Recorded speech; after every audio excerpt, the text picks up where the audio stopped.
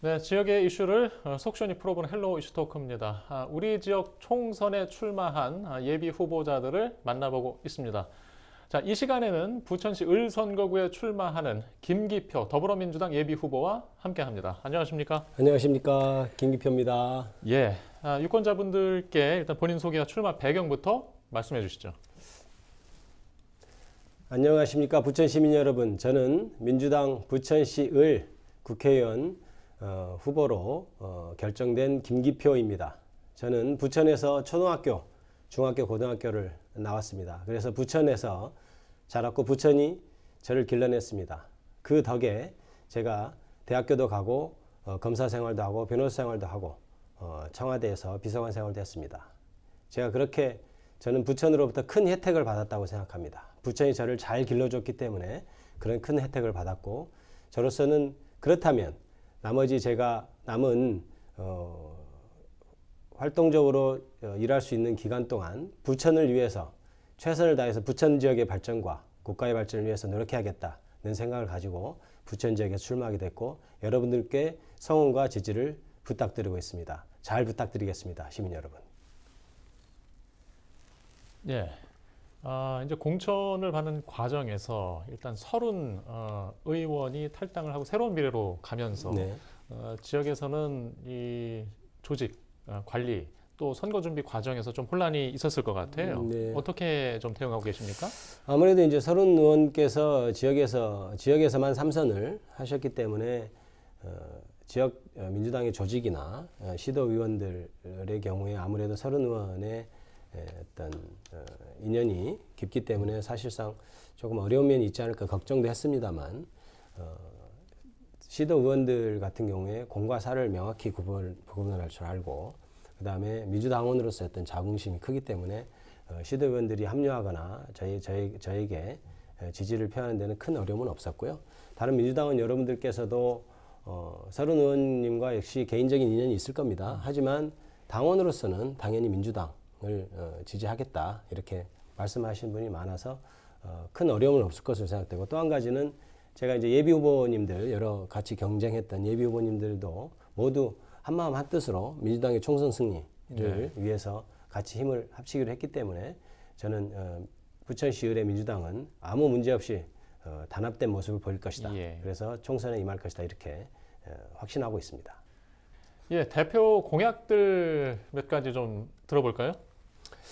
예, 지금 부천 을 지역은 이제 일기 신도시, 이른바 일기 신도시 지역이라고 해서 가장 큰 이슈는 이미 오래전부터 제기된 재건축 문제가 가장 큰 이슈겠죠. 이제 시민들이 가장 생활에 밀접하게 관련돼 있어서 관심을 많이 갖고 있는 문제인데요. 그것을 어떻게 잘 추진할 것인가. 특히 일기 신도시 중에서 용적률이 가장 높은 신도시로 지금 돼 있는데, 그 용적률의 어떤 높은 것을 재건축할 때 어떤 리스크들 있지 않습니까? 네. 그걸 어떻게 잘 해결하고 건축할 것인가. 그다음에 가장 또 큰 문제가 외곽순환도로, 수도권 제1외곽순환도로의 상습 정체 문제, 네. 경인 고속도로의 상습 정체 문제를 어떻게 해결할 것인가. 단순히 지하화라고 하는데요.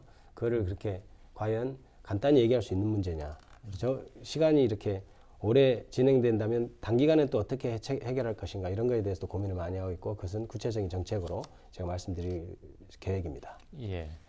이제 준비하시는 공약들 중에 눈에 띄는 게 이제 상동 영상문화단지를 글로벌 의료복합단지로 조성해야 하는 게 아닌가. 자, 이 부분도 좀 듣고 싶은데요. 제 어떤 공약 중에 가장 이제 핵심적인 공약이라고 생각돼서 이 부분 따로 설명을 드리기 위해서 지금 질문을 해주신 것 같은데요.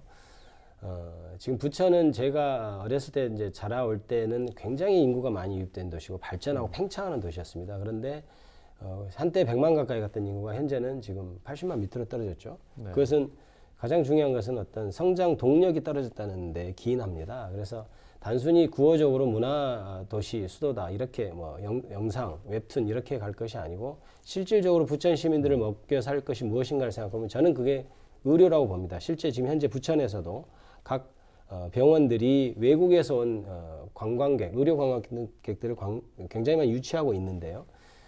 그것들을 아예 영상문화 단지에서 이 기존의 의료 병원과 그 다음에 힐링 센터, 그러니까 병원에서 바로 퇴원해서 집으로 가는 게 아니고 다시 힐링하는 어떤 것이라든지, 그럼 외국에서 병을 고치게 들어온 사람이 묵을 수 있는 레전드 숙박시설, 그 다음에 컨벤션 센터, 카지노 이런 것들을 같이 해서 복합적으로 어떤 경제를 창출하는 그런 모습을 제가 꿈꾸고 있습니다.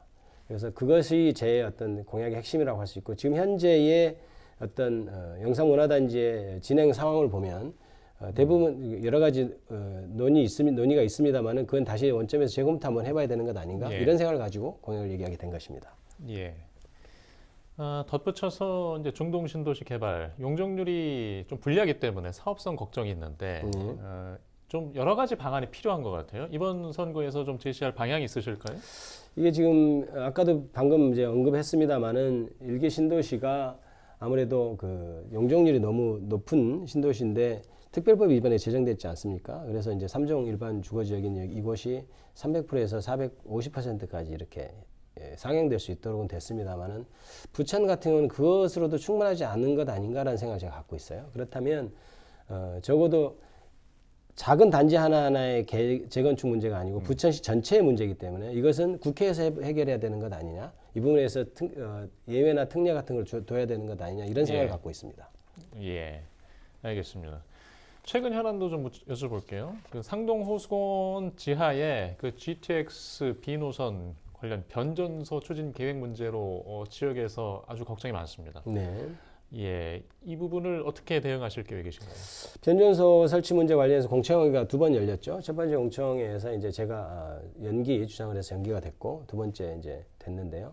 적어도 GTX-B의 문제점은 뭐냐면 총선용으로 너무 선심성 정책에서 너무 급히 추진하고 있다. 예. 물론 부천 시민들이 빨리 GTX-B가 되면 편리하긴 하겠죠. 하지만 우리의 건강을 담보로 해서 우리의 건강을 버려가면서까지 할 일은 아닌 것 아니냐, 이런 생각을 갖고 있습니다. 그게 무슨 문제가 있냐면 실제로 변전소 설치의 문제도 너무 졸속으로 빨리 추진하다 보니까 대충 이 정도 지어라 이렇게 결정이 된 것 아닌가 싶고요. 그 다음에 제가 그때 공청회에서도 확인한 바에 의하면 단지 비용 문제가 가장 비용 문제 때문에 네. 변전소를 상동 호수공원에 설치하는 것으로 그렇게 결론이 난 것을 저는 잠정적으로 파악을 했거든요. 그렇다면 그러나 우리의 건강은 단순히 비용으로 환산할 수 있는 부분이 아니기 때문에 다른 측면으로 조절을 해야 된다. 이거는 그래서 제가 국회의원이 되고 나면 국토부와 명확하게 협의를 해서 이 부분은 분명히 처리시킬 생각입니다. 예, 만약 이제 당선된다면 어떤 입법 활동을 혹시 계획하고 계십니까? 네, 저는 기본적으로 이제 국회의원이 되려고 하는 것은 제가 평생을 꿈꿔왔던 것, 그러니까 소수자나